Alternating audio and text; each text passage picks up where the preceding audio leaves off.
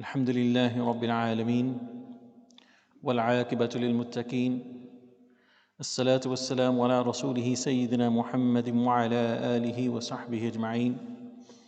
نويت التعلم والتعليم والتذكر والتذكير والنفع والانتفاع والإفادة والاستفادة والحث على التمسك بكتاب الله وسنة رسوله صلى الله عليه وسلم ودعاء إلى الهدى ودلالة على الخير ابتغاء وجه الله ومرضاته وقربه وثوابه سبحانه وتعالى.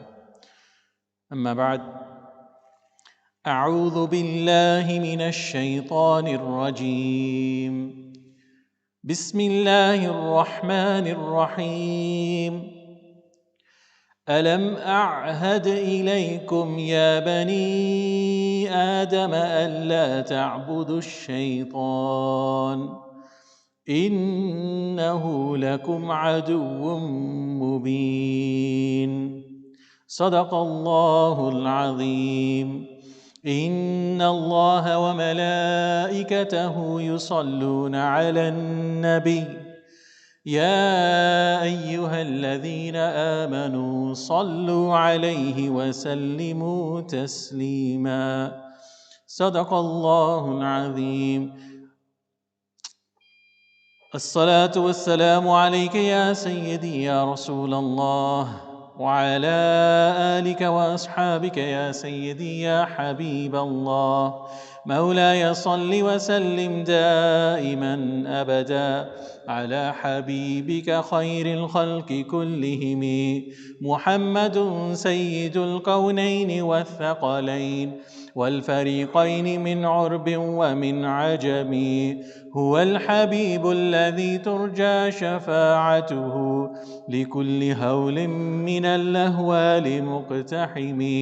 يا رب بالمصطفى بلغ مقاصدنا واغفر لنا ما مضى يا واسع الكرم. Respected brothers and sisters, Assalamu alaikum wa rahmatullahi wa barakatuh. Alhamdulillah, Allah subhanahu wa ta'ala has brought us together again on this blessed day of Jumad-a-Thania. May Allah subhanahu wa ta'ala keep us steadfast on His religion and grant us and make us those who increase our efforts for the sake of His pleasure. Allah subhanahu wa ta'ala states in the Quran, in Surah Yasin, ayah number 60, He says that did I not make a covenant with you, O you sons of Adam, that you should not worship shaitan? Surely he is an obvious enemy to you. Allah subhanahu wa ta'ala also says in the Quran, إِنَّ الشَّيْطَانَ لَكُمْ عَدُوٌّ فَاتَّخِذُوهُ عَدُوًّا. Allah subhanahu wa ta'ala says that surely the shaitan is an enemy to you, so treat him as your enemy. This is a clear warning from Allah subhanahu wa ta'ala that the devil, he has a deep hatred towards mankind. And as he promised to Allah subhanahu wa ta'ala that he would not be satisfied until he completely and utterly destroys every single human being. The goals of the believer are opposite to the goals of the devil. The goals of the believer is to worship Allah subhanahu wa ta'ala and call others to the worship of Allah subhanahu wa ta'ala. And the purpose of the shaitan is completely opposite to that. His purpose is to take as many people as he can away from the path of Allah subhanahu wa ta'ala.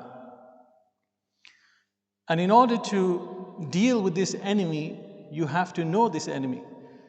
And in order to know this enemy, you have to be conscious of and mindful of the tricks and the deception that he employs. And once you are mindful of the tricks and the deception that he employs, then you seek refuge with Allah subhanahu wa ta'ala. The only protection from the shaitan is Allah subhanahu wa ta'ala, and that is the only protection that one requires. The devil is like a disobedient dog who constantly barks at whoever he sees. But then when the owner commands to it or shouts to it to be quiet, then the dog, he goes quiet. As in, that is the position of the devil with Allah subhanahu wa ta'ala, that all that is required is for the believer to seek refuge with Allah subhanahu wa ta'ala, and that is enough. Allah subhanahu wa ta'ala, He says in the Quran, أَمْ حَسِبْتُمْ أَن تَدْخُلُوا الْجَنَّةَ وَلَمَّا يَعْلَمِ اللَّهُ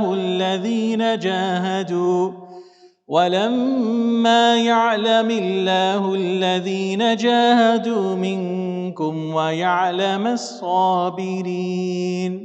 Allah subhanahu wa ta'ala says in Surah Ali Imran, He says, "Or did you suppose that you would enter the garden while Allah has not made clear those of you who really strive and has not tested those who are patiently enduring?" Allah subhanahu wa ta'ala, He says clearly in the Quran that there is no entering into Jannah without a person being tested so that he can prove himself to Allah subhanahu wa ta'ala that he is indeed of those who strive towards seeking the pleasure of Allah subhanahu wa ta'ala. And so therefore, we should be conscious of this in our minds, and we shouldn't be complacent and think that us being Muslims is enough, our claim to Islam. We shouldn't assume that that is enough for us to enter into Jannah. But rather, Allah subhanahu wa ta'ala, He is constantly testing us, and we should consider whether or not we are successful or we are failing in this test. And the manner in which Allah subhanahu wa ta'ala tests us is through the devil. The devil, he is the one who is constantly whispering and suggesting disobedience to Allah subhanahu wa ta'ala, and our success and our failure is in whether or not we don't listen to him or whether we listen to him.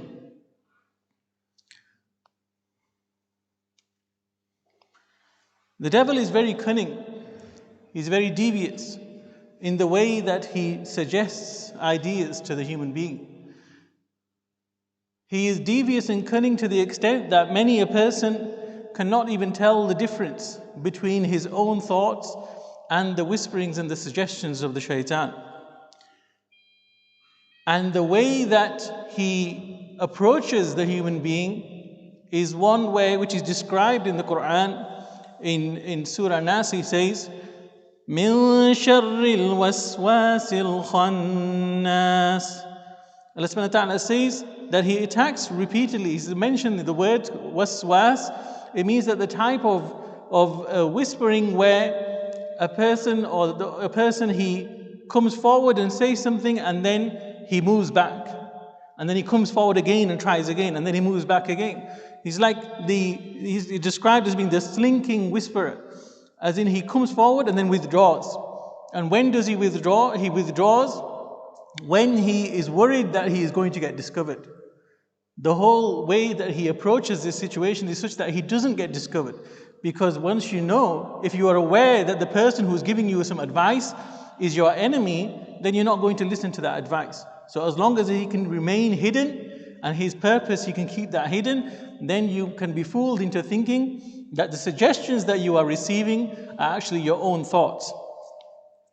The example of the slinking whisperer, the shaitan and his devious approach to the human being is like a traveler who is in a desert and he's surrounded by animals, wild animals that are trying to attack him. So he's in the middle of the night, he is sitting next to his campfire, and the wild animals are constantly just circling just outside the light of the campfire.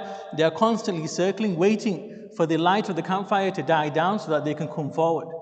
And that light of the campfire is a person's perception and remembrance, a perception of the shaitan and seeking refuge with Allah subhanahu wa ta'ala. If you don't do that, then the light of that campfire, it disappears, and the wild beast is able to attack you. And so with the way we preserve, just like the traveler will save himself in that dead of night from the beast who is trying to attack him by keeping a fire, we must protect ourselves from the shaitan by knowing who the shaitan is, what his approach is, and then seeking refuge with Allah subhanahu wa ta'ala. In an effort to prevent the human being from worshipping Allah subhanahu wa ta'ala, the devil, he has many tricks. And they increase in degrees and cunningness depending on the person. The lowest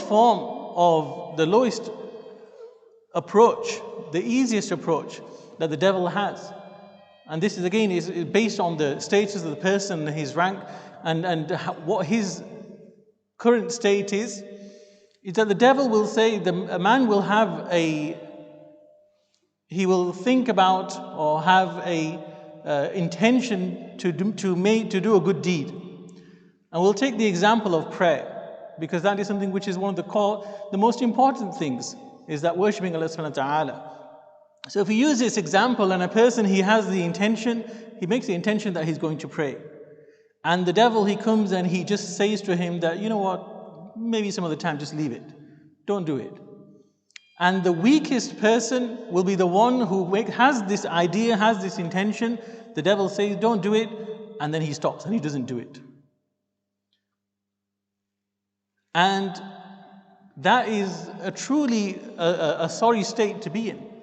And we should have some self-reflection and think that, because there's many degrees that will be described here, and we should think, where do I fall in this list, or in this list of degrees? So the lowest form is the person where he has an intention to do something, or a suggestion, or somebody says to him, you know what, let's go pray. It's time to pray, let's go pray. And the lowest form of the person the devil will say to him, no, don't do that. And he will say, no, I'm not going to do it. I'm busy, I've got to go to work. He'll make some kind of excuse and he won't do it. And the way to get out of this situation is to remind yourself that the worship of Allah subhanahu wa ta'ala is your true purpose of creation. That is the reason why Allah subhanahu wa ta'ala created you. That is the reason why Allah subhanahu wa ta'ala placed you on this earth, and that is the only thing that is going to benefit you in the hereafter. Any other thing that you think is of benefit to you, whether it's working or whether it's entertainment or anything else that you do, your family or your business, anything that you do that you think is distracting you from your prayer, know that none of that is going to benefit you in the hereafter except for your own worship of Allah subhanahu wa ta'ala. And so that should be something which stops you from falling into that situation where you have this desire to worship Allah subhanahu wa ta'ala, but then the devil says, don't do it, and then you stop. So you've avoided the first trick of the devil. But then the next trick comes. And the devil will then say to you that, okay, you've had this idea that you want to do this good deed. So how about, you just do it once you finish doing whatever it is that you're doing at the moment. So you could be working and you realize, oh, look, it's the time for namaz, or you hear the adhan, or you see somebody else praying and you think, maybe I should go do that as well. But then the devil will say to you, yeah, that's a good idea, do it. But, just finish what you're doing. Just this little bit of work that you're doing, or maybe even this game that you're playing, or maybe even this, TV show that you're watching. Whatever it is that is occupying your time, the devil will say that, why don't you finish that first, and then you can do that good deed that you want to do. And remember this, you don't realize the devil is saying this to you, because you're thinking these are your own thoughts or your own ideas. And the idea is that he will try to make you procrastinate and delay, such that you will find that the time finishes and then you haven't done that deed. And then he succeeded again. So how do you avoid falling into this situation? You remind yourself that your appointed time on this earth is something that you have no knowledge of. Why are you delaying something to a point in time that you don't even know if you're going to live long enough to reach that time? And that should then make you a person who, when he has an idea to do something, do a good deed, he doesn't delay that. So you've succeeded in the second step of the attacks of the shaitan. But what does the shaitan do then? Then he moves on to the next one. And then he says, okay, you've had this idea to do this thing, to do this deed, and you're not going to delay it. Okay, so what you should do is you should do it now. But you should do it quickly, because you've got these other things to do as well. And so he will try to get you to rush, because he knows that with this haste, you will do the act in a way which is imperfect, and you will have many defects in that act, And so therefore that act will not be something which will be pleasing to Allah subhanahu wa ta'ala.